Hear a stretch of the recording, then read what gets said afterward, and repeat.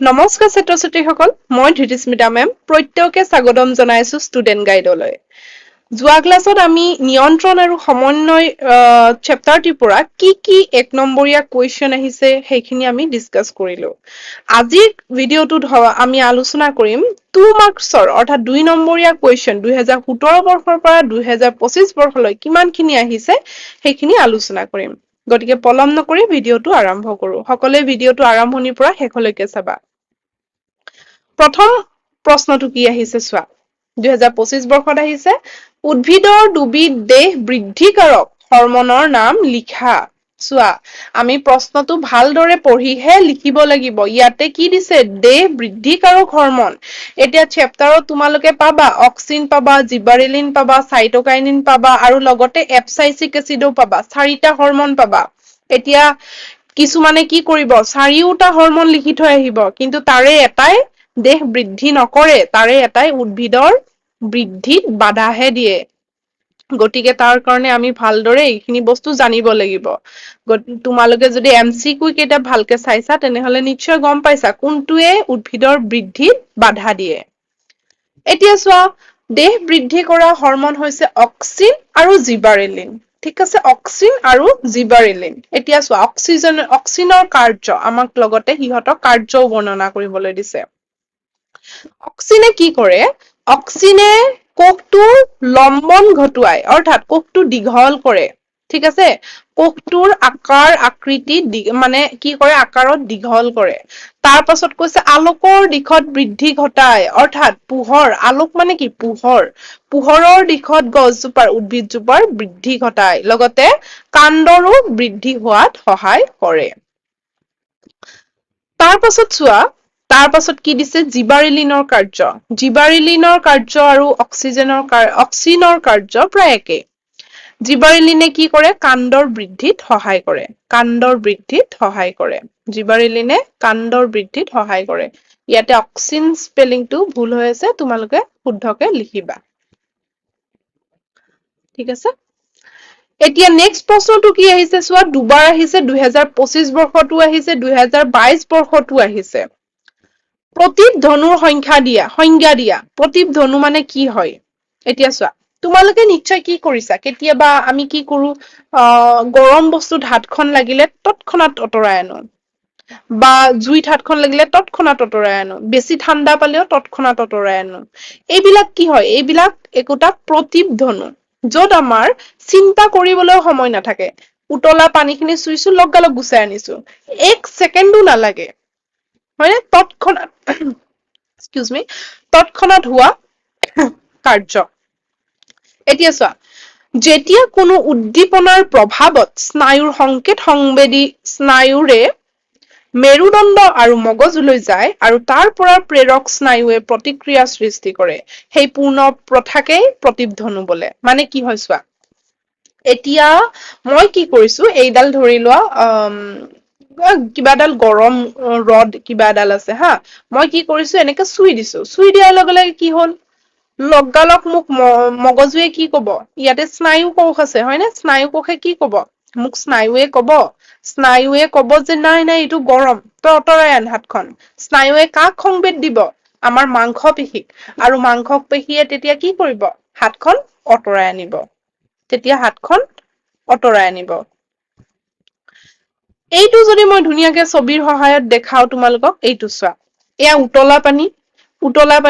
উতলা পানী খিনি হাতেৰে চুইছো চোৱাৰ লগে লগে সংবেদ কৰ পৰা কলৈ গৈছে চোৱা এই কাৰ চিনডাল চোৱা এয়া সংবেদ গৈছে কলৈকে গৈছে একেবাৰে মগজুলৈ সংবেদ গৈছে মগজুৱে তাৰ পাছত কাক সংকেত দিছে মগজুৱে লগালগ আমাৰ মাংস পেশীক আমাৰ কষি পেশী মানে পেশী মানে মাংস হা পেশী কোষক সংকেত দিছে এই আইডাল কাৰ চিনৰ দ্বাৰা দেখুৱাই আছে আৰু পেশী কোষে হাতখন অতৰাই আনিছে এইখিনি কৰিবলৈ হলে বহুত একেবাৰে মিলি মাইক্ৰ ছেকেণ্ডো সময় নালাগে এইবিলাক তৎক্ষণাত হোৱা কাৰ্য সেইকাৰণে ইয়াক কয় প্ৰতীপ ধনু উদাহৰণ দিয়া আছে আৰু উত্তৰটো তোমালোকে স্ক্ৰীনশ্বট মাৰি লব পাৰা তাৰ পাছত নেক্সট কুৱেশ্যনটো কি দিছে চোৱা নেক্সট কুৱেশ্যনটোত ইয়াতে দিছে আমাৰ তেজত এড্ৰিনেলিনৰ নিঃসৰণ ঘটিলে কি হয় এড্ৰিনেলিন কি হয়? এড্ৰিনেলিন হৈছে এটা হৰমন। কোনে নিঃসৰণ কৰে? আমাৰ শৰীৰত এটা গ্ৰন্থি আছে যিটো হৈছে এড্ৰিনেল গ্ৰন্থি বা এড্ৰিনেল গ্লেণ্ড। গ্লেণ্ডটো গ্ৰন্থিৰ ইংলিছটো গ্লেণ্ড বুলি কয় দেই। ইয়াক জৰুৰী অৱস্থাৰ হৰমন বা জৰুৰীকালীন হৰমন বুলিও কোৱা হয়। কিয় কোৱা হয়? আমাৰ কিছুমান কি হয়, আমাৰ কিছুমান যদি মানে ক্ৰিয়া চোৱা, যেনেকে হৃদপিণ্ডৰ কি হয়? হঠাৎ জোৰছে লবডব কৰিবলৈ হয়। মানে হৃদ স্পন্দনটো বাঢ়ি যায়। তাৰ পাছত কেতিয়াবা কি হয়, আমি সঘনাই ভয় লাগিলে সঘনাই শ্বাস-প্ৰশ্বাস লওঁ। ভয় লাগিলে আমাৰ তৎক্ষণাত কি হয়? হাৰ্টৰ স্পীডটো বাঢ়ি যায়।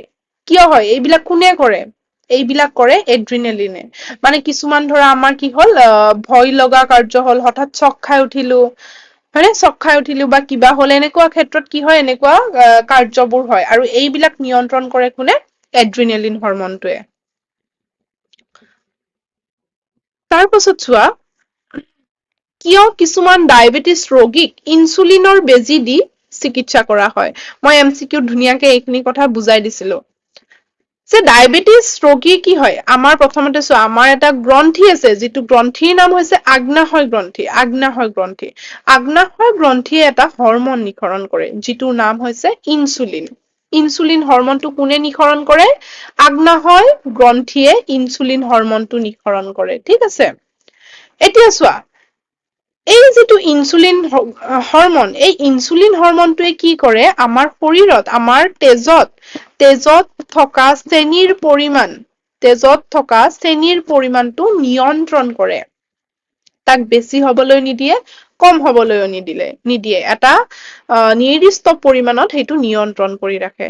কেতিয়াবা কি হয়, এই ইনচুলিন যিটো হৰমন, এই যিটো ইনচুলিন হৰমন, এই ইনচুলিন হৰমনৰ নিঃসৰণটো একেবাৰে কম হৈ যায়। যাৰ ফলত কি হয়, আমাৰ তেজত বা ৰক্তত গ্লুক'জ অৰ্থাৎ চেনিৰ পৰিমাণটো বহুত বাঢ়ি যায়।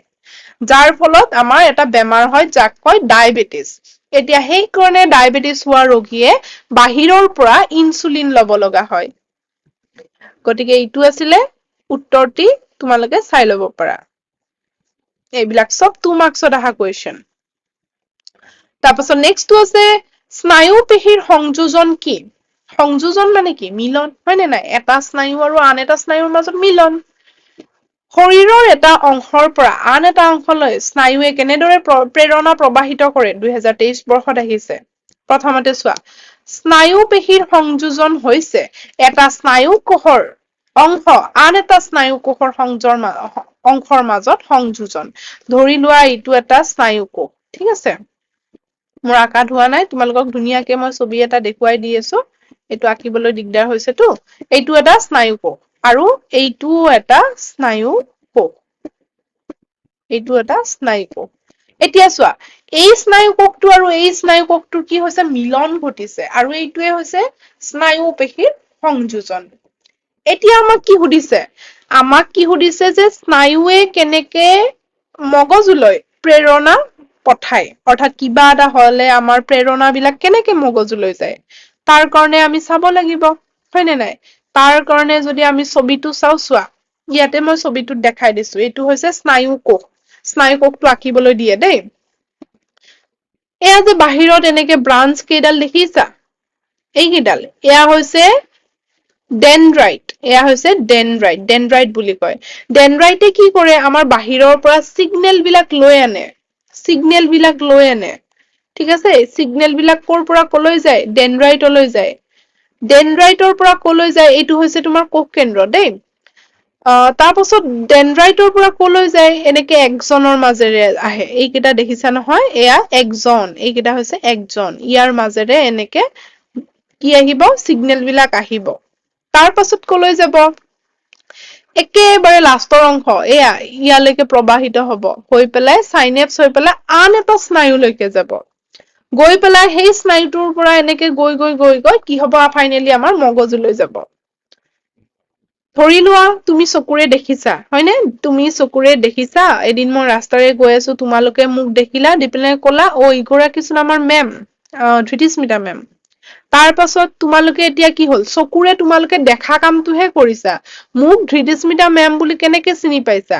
মগজুলৈ প্ৰেৰণ কৰিছে কোনে এই বাৰ্তা কোনে প্ৰেৰণ কৰিছে আমাৰ চকুটোত কি হয় আমাৰ চকুটোত তোমালোকে মানুহৰ চকু আৰু চকু এই যিটো চেপ্টাৰ আছে সেইটো তোমালোকে পাইছা চকুটো কি হয় আমাৰ নাৰ্ভ অৰ্থাৎ স্নায়ুৰ লগত লগ হৈ থাকে সেই স্নায়ুৱে কালৈ প্ৰেৰণ কৰে বাৰ্তাবোৰ মগজুলৈ প্ৰেৰণ কৰে আৰু মগজুৱে গম পায় এইটো মেম হয় নে দেখা কামটো চকুৰে হয় চিনি পোৱা কামটো মগজুৰ দ্বাৰা হয় এয়া এনেকে আমাৰ বাৰ্তাসমূহ প্ৰেৰণ হয় ইয়াতে ধুনীয়াকে দিয়া আছে এইখিনি তোমালোকে চাব পাৰা ইয়াতে চোৱা কোনো উদ্দীপনা পোৱাৰ পাছত সংবেদী স্নায়ু সেই সংকেত লৈ মেৰুদণ্ড বা মগজুলৈ যায় এতিয়া আন এটা যদি উদাহৰণ দিওঁ মই তোমালোকে ধৰি লোৱা গৰম পানী চুইছা এতিয়া গৰম পানী চোৱাৰ লগে লগে এই যিটো গৰম পানী চুইছা সেই উদ্দীপনাটো কোনে লৈ যাব মগজুলৈ এটা স্নায়ু যি স্নায়ু কেইটাৰ নাম হৈছে সংবেদী স্নায়ু সংবেদী স্নায়ুৱে সেই সংবেদন খিনি মগজুলৈ লৈ গল তাৰ পাছত কি হব মগজুত প্ৰতিক্ৰিয়া হব মগজুৱে গম পাব এই বস্তুটো গৰম তই চুব নালাগে তাৰ পাছত কি কৰিব মগজুৱে কি কৰিব তেতিয়া প্ৰেৰক স্নায়ু থাকিব প্ৰেৰক স্নায়ুক কব যে প্ৰেৰক স্নায়ু যাচোন যা তই কি কৰিবি এই পেহী কোষ বিলাকক কৈ আহ তই হাতখন আঁতৰাই দে বুলি তেতিয়া প্ৰেৰক স্নায়ুৱে সেই সংবেদনটো লৈ আনি পেলাই পেশী কোষত দিব পেশী কোষে কি কৰিব হাতখন আঁতৰাই আনিব গতিকে এয়া হৈছে গোটেই হল প্ৰক্ৰিয়াটো তাৰ পাছত নেক্সট স্নায়ু কোষৰ এখন পৰিষ্কাৰ চিত্ৰ আঁকিব দিছে আৰু তাৰ কাৰ্য বৰ্ণনা কৰিবলৈ দিছে এইখিনি মই এইমাত্ৰ কৈয়ে দিছো ছবিখন কেৱল আঁকিলে তোমালোকে পৰিষ্কাৰকে আঁকিবা পৰিষ্কাৰকে আঁকিলেহে ফুল নম্বৰ পাবা যদি ছবিখন ভালকে নাকা উলট পালতকে আঁকা নাইবা কি হয় লেতেৰা হয় তেতিয়াত কিন্তু পাছৰ 3ৰ ভিতৰত 2 পাবা বা 2ৰ ভিতৰত 1 পাবা কাৰ্যখিনি মই এইমাত্ৰ কৈ দিছো ইয়াতে লিখা আছে তাৰ পাছত নেক্সট প্ৰশ্নটো চোৱা কি দিছে আমাৰ শৰীৰত আয়ডিনৰ গুৰুত্ব কি এইটোও দেখিছেনে এম চি কিউত সুধিছে গোটেই কেইটা প্ৰশ্নই এম চি কিউত আগতে আহা আয়ডিনৰ গুৰুত্ব কি আয়ডিনে কি কৰে আয়ডিনে আমাৰ থাইৰক্সিন হৰমনটো নিয়ন্ত্ৰণ কৰে হয় নে নাই আমাৰ ইখিনিত কি আছে এটা গ্ৰন্থি আছে থাইৰইড গ্ৰন্থি থাইৰইড গ্ৰন্থিয়ে কি কৰে এটা হৰমন বা সঞ্জীৱনী পদাৰ্থ নিঃসৰণ কৰে যাক আমি কওঁ কি বুলি কওঁ মনত আছে নে থাইৰক্সিন বুলি কওঁ থাইৰক্সিন এতিয়া এই থাইৰক্সিনৰ মাত্ৰাটো আমাৰ দেহত এটা নিয়মিত ভাৱে থাকিব লাগে যদি ইয়াৰ বেছি পৰিমাণেও নিহৰণ হয় তেতিয়াও আমাৰ কাৰণে বেয়া আৰু কম পৰিমাণত নিহৰণ হলেও আমাৰ কাৰণে বেয়া সি এটা নিয়মীয়া গতিত নিহৰণ হৈ থাকিব লাগে আৰু এই নিহৰণটো কোনে নিয়ন্ত্ৰণ কৰে আয়ডিনে নিয়ন্ত্ৰণ কৰে আয়ডিনে নিয়ন্ত্ৰণ কৰে আমাৰ নিমখত থকা যিটো আয়ডিন সেইটো এতিয়া চোৱা আয়ডিনে কি কৰিব কেতিয়াবা যদি আমাৰ শৰীৰত আয়ডিনৰ অভাৱ হয় তেতিয়াও আমাৰ কিছুমান বেমাৰ হৈ যাব কাৰণ আয়ডিনৰ অভাৱ হোৱাৰ লগে লগে থাইৰক্সিন হৰমনটো কি হব কমকে নিহৰণ হব আৰু আয়ডিনৰ বেছি মাত্ৰা বাঢ়ি গলেও নিমখ সেইকাৰণে কমো খাব নালাগে বেছিও খাব নালাগে হয় নে আৰু ভাল আয়ডিনযুক্ত নিমখ খাব লাগে এতিয়া কি হয় আয়ডিনৰ মাত্ৰা বাঢ়ি গলেও নিমখ বেছি খালেও তোমাৰ কি হব থাইৰক্সিন অৰ্থাৎ থাইৰক্সিনটো বেছিকে নিহৰণ হব যাৰ ফলতো বেমাৰ হব এতিয়া চোৱা বেমাৰ কেইটা কি কি চোৱা এইখিনি কথা মই এইমাত্ৰ কৈ দিলো বেমাৰ কেইটা চোৱা আয়ডিন যেতিয়া কমকে পাব আমাৰ দেহে থাইৰইডে যেতিয়া আয়ডিন কমকে পাব তেতিয়া কি বেমাৰ হয় গইটাৰ যেতিয়া গইটাৰ হলে কি হয় এই হাত ভৰিবোৰ ফুলি যায় তাৰ পাছত আয়ডিনৰ যেতিয়া কি হয় মাত্ৰা বাঢ়ি যাব চৰি এইটো কমৰ ক্ষেত্ৰতে গৈছে অভাৱৰ ক্ষেত্ৰতে গৈছে আৰু এটা বেমাৰ আছে সেইটো হৈছে ক্ৰেটিনিজিম ক্ৰিটিনিজিমটো হলে কি হয় জানানে শিশু বিলাকৰ হয় এই বেমাৰটো সাধাৰণতে শিশু বিলাকৰ ব্ৰেইন চেল বিলাকে ভালদৰে কাম নকৰে ভুল বকিবলৈ লয় বা তোমাৰ আমাৰ কি হয় এই তেতিয়াও তোমাৰ হাত ভৰিবোৰ ফুলিবলৈ লয় হাড়ৰ গঠন বোৰ ভাল নহয় এইটো ক্ৰিটিনিজিম হলে হয় ত' গতিকে কিমান ইম্পৰ্টেন্ট এইবিলাক বস্তু ন আয়ডিনে আমাৰ থাইৰক্সিনে আমাৰ কি কৰে থাইৰক্সিন হৰমনৰ গঠন হয় আয়ডিনে কি কৰে আমাৰ থাইৰক্সিন হৰমনৰ গঠনত সহায় কৰে কিমান পৰিমাণত নিহৰণ হব সেইটো মেটাবলিজিমটো চাই, অৰ্থাৎ মেটাবলিজিম মানে কি? এই নিঃসৰণটোৰে কথা কৈছে, কিমানখিনি নিঃসৰণ হব, কি নহব, দেহৰ বৃদ্ধি আৰু বিকাশত সহায় কৰে, হয়নে? শক্তি উৎপাদন কৰে, দেহৰ উষ্ণতাটো নিয়ন্ত্ৰণ কৰে, এই গোটেইখিনি ইয়াতে দিয়া আছে। তাৰ পাছত 8 নম্বৰ প্ৰশ্নটো চোৱা কি দিছে, অক্সিন আৰু একচন আৰু ডেনড্ৰাইটৰ মাজৰ পাৰ্থক্য, এইটো বহুত ইম্পৰ্টেণ্ট দেই, এইটো 2019 বৰ্ষত আহিছে, বাকী অহা নাই, কিন্তু আহা চান্স এইবাৰ বহুত আছে, 2026 বৰ্ষত আহা চান্স বহুত আছে, ভালদৰে চাবা। ডেনড্ৰাইট আৰু একচনৰ পাৰ্থক্য, তাৰ আগতে মই ছবিটো অকনমান আঁকি থৈ দিছো, যাতে তোমালোকে ৰিলেট কৰিব পাৰা বস্তুখিনি। এইটো নিউৰন, নিউৰনক অসমীয়াত নাৰ্ভ বা স্নায়ু বুলি কোৱা হয়, স্নায়ু। ইংলিছত নিউৰন বুলি কোৱা হয় দেই। এতিয়া চোৱা, আমাক ডেনড্ৰাইট আৰু একচন, অৰ্থাৎ এইকেইডাল ৰঙাকে মই আঁকিছো, এইকেইডালক কৈছিলে ডেনড্ৰাইট, এইকেইডালক কৈছিলে ডেনড্ৰাইট, আৰু এইকেইডাল এনেকে যে আছিলে, এইকেইডাল আছিলে একচন। ইহঁতৰ মাজত পাৰ্থক্য লিখিব দিছে। এতিয়া ডেনড্ৰাইটে কি কৰে, ডেনড্ৰাইটে উদ্দীপনাবোৰ কি কৰে, লৈ আনে, কঢ়িয়াই আনে, গ্ৰহণ কৰে। আৰু একজনে কি কৰে, একজনে প্ৰেৰণ কৰে আন এটা স্নায়ুলৈ। ঠিক আছে, পৰৱৰ্তী কোষলৈ, অৰ্থাৎ পৰৱৰ্তী স্নায়ুলৈ প্ৰেৰণ কৰে। তাৰ পাছত গঠনত চোৱা, গঠনত কি হয়, এই ডেনড্ৰাইটবোৰ সাধাৰণতে ছেট আৰু বহু সংখ্যক হয়, অৰ্থাৎ ব্ৰাঞ্চ হয়, ব্ৰাঞ্চত থাকে। আৰু একচনটো কি হয়, দীঘল হয়, এনেকুৱা হয় নে, দীঘল হয়। তাৰ পাছত দিশ চোৱা, উদ্দীপনা বাহিৰৰ পৰা ভিতৰলৈ যায়, ডেনড্ৰাইটে কি কৰে, বাহিৰৰ পৰা ভিতৰলৈ উদ্দীপনাবোৰ আনে। আৰু একজনে কি কৰে, ভিতৰৰ পৰা বাহিৰলৈ উদ্দীপনাবোৰ প্ৰেৰণ কৰে।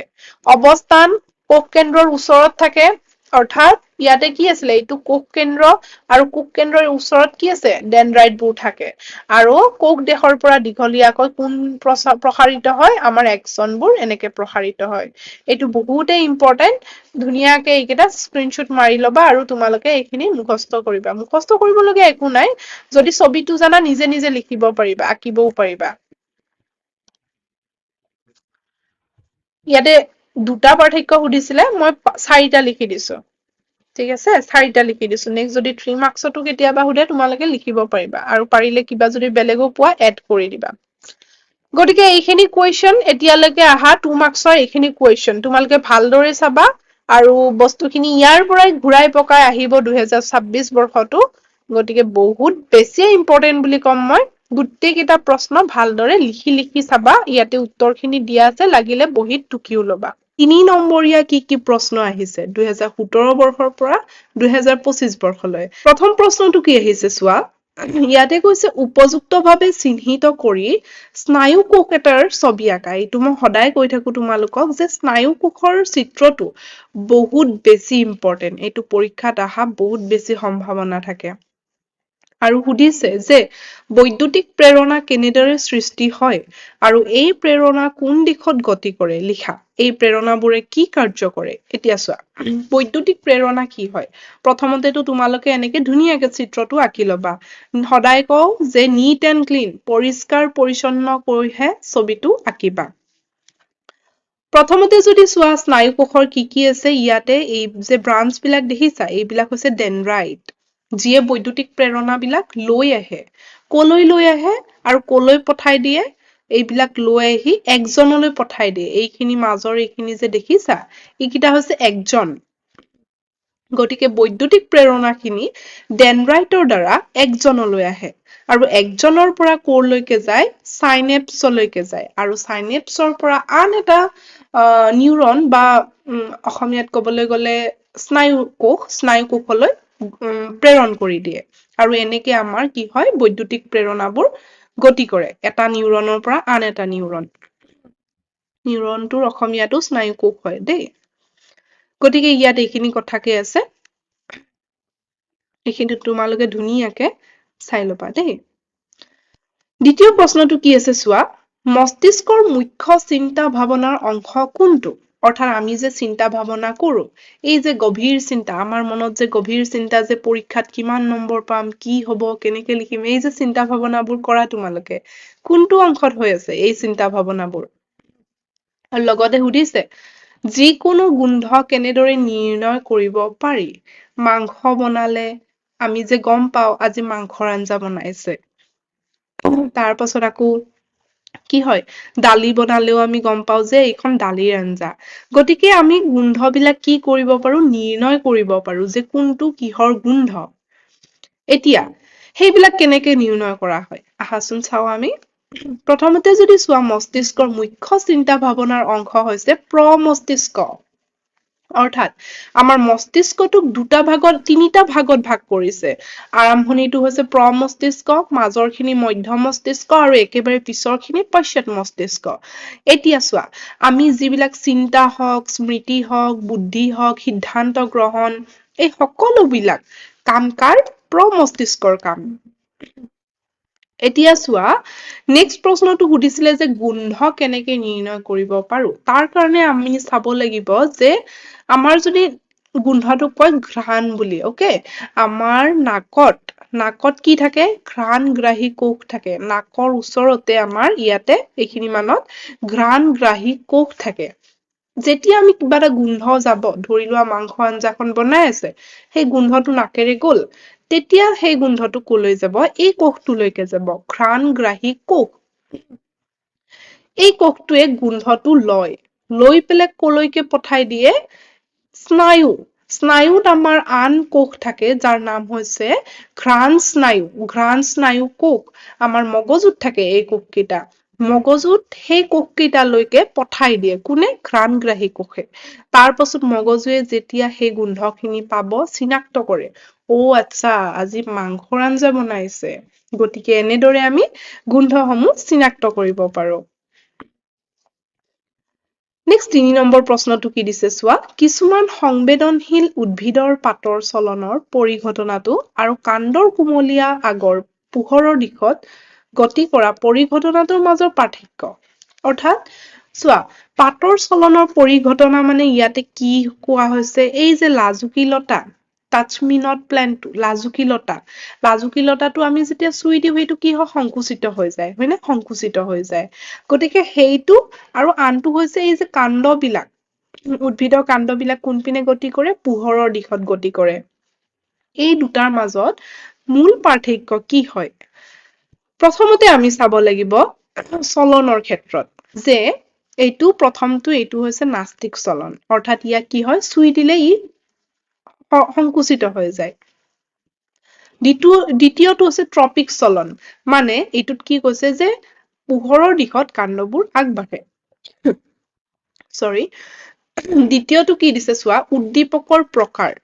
অৰ্থাৎ আমি যেতিয়া এই চলনৰ যিকেইটা তোমাৰ উদ্ভিদ, সেই পাতৰ চলন যেতিয়া তাহাঁতক চুই দিবা, ধৰি লোৱা লাজুকী বনক যেতিয়া চুই দিবা, ই সংকুচিত হৈ যায়। অৰ্থাৎ এইটো কিহৰ ওপৰত নিৰ্ভৰ কৰে? স্পৰ্শৰ ওপৰত।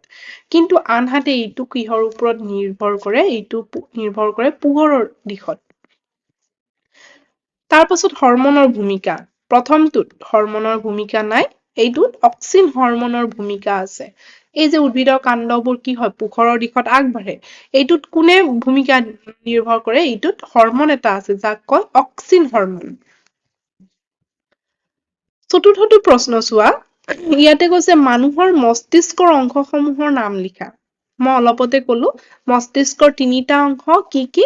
প্ৰমস্তিষ্ক, মধ্যম মস্তিষ্ক আৰু পশ্চাৎ মস্তিষ্ক।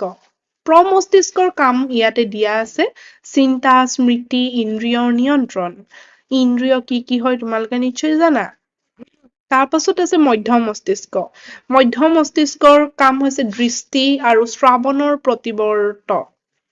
অৰ্থাৎ আমাৰ দেখা আৰু শুনা এই দুটা বস্তু কোনে নিয়ন্ত্ৰণ কৰে? মধ্যম মস্তিষ্কই। পশ্চাৎ মস্তিষ্কৰ কাম কি? গতি, সামঞ্জস্য আৰু অনিচ্ছাধীন কাৰ্যৰ নিয়ন্ত্ৰণ। মানে ইচ্ছা নকৰাকে কিছুমান কি হয় আমি কাৰ্য কৰো এই যে মই চকু দুটা তোমালোকক পঢ়াই আছো আৰু চকু দুটা মাজে মাজে কি কৰিছো মুজি আছো হয়নে চকু দুটা ব্লিংক কৰি আছো মই গম পোৱা নাই এইটো নিজে নিজে হৈ আছে তো এইবিলাক কোনে নিয়ন্ত্ৰণ কৰে এইবিলাক আমাৰ পশ্চাৎ মস্তিষ্কই নিয়ন্ত্ৰণ কৰে নেক্সট ইয়াতে আৰু এটা প্ৰশ্ন সংযোজিত হৈ আছে চেৰিবেলামৰ দ্বাৰা নিয়ন্ত্ৰিত কাৰ্যকলাপসমূহ ব্যক্ত কৰা এতিয়া চেৰিবেলাম কোনটো হয় চেৰিবেলাম কি হয় চোৱা চেৰিবেলাম হৈছে পশ্চাৎ মস্তিষ্কৰ এটা অংশ চেৰিবেলামে কি কৰে আমাৰ দেহৰ সামঞ্জস্য বজাই ৰাখে অৰ্থাৎ চাইকেলখন চলাই থাকিলে তোমালোকে যে নিজক বেলেঞ্চ কৰি ৰাখিব পাৰা এনেকে যে কি হয় পৰি নোযোৱা নাইবা চাৰ্কাছত কি কৰে এই ল'ৰা ছোৱালী বিলাকে তোমাৰ এডাল ৰছীৰ ওপৰত যায় ৰছীৰ ওপৰত চাইকেল চলাই বা খোজকাঢ়ি যায় এইবিলাক কি হয় বেলেঞ্চ সামঞ্জস্য যাক কোনে নিয়ন্ত্ৰণ কৰে চেৰিবেলামে নিয়ন্ত্ৰণ কৰে তাৰ পাছত কি দিছে চোৱা চলন দৌৰা বগা আদি এইবিলাক সকলো চেৰিবেলামে নিয়ন্ত্ৰণ কৰে দেহৰ অংগী ভংগীসমূহ মই এতিয়া বিভিন্ন অংগী ভংগী দি তোমালোকক বুজাই আছো সেইটোও চেৰিবেলামে নিয়ন্ত্ৰণ কৰে লগতে ইচ্ছাধীন কাৰ্য যেনেকে লিখা হাঁহি খেলা হয়নে সঠিকভাৱে নিয়ন্ত্ৰণ কৰে ইচ্ছাধীন মানে ইচ্ছা কৰি পেলাই কৰা কাৰ্যসমূহো চেৰিবেলামে নিয়ন্ত্ৰণ কৰে একেবাৰে শেষৰ প্ৰশ্নটো ইয়াতে কি দিছে চোৱা অক্সিন কি এইটো কিন্তু বহুত সুধিছে দেই 1 নম্বৰীয়া হওক 2 নম্বৰীয়া হওক 3 নম্বৰীয়া চবতে এইটো আহিছে অক্সিন কি অক্সিন হৈছে উদ্ভিদৰ বৃদ্ধি কাৰক হৰমন ঠিক আছে বৃদ্ধি কাৰক মানে কি বৃদ্ধিটো ঘটায় কাৰ উদ্ভিদৰ এজোপা গছৰ বৃদ্ধিত ই কেনেদৰে সহায় কৰে চোৱা অক্সিনে কি কৰে অক্সিনে প্ৰথমতে যদি চাও কোষৰ লম্বন ঘটায়